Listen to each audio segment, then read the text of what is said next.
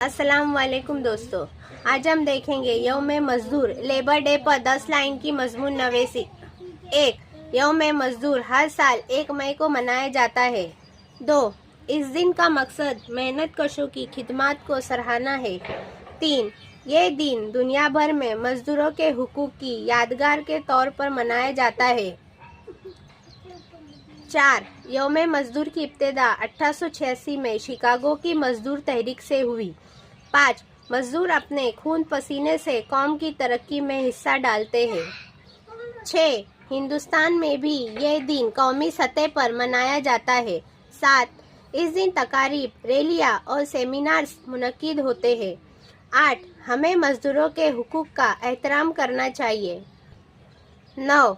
मेहनत करने वाले अफराद माशरे का अहम हिस्सा होते हैं। 10.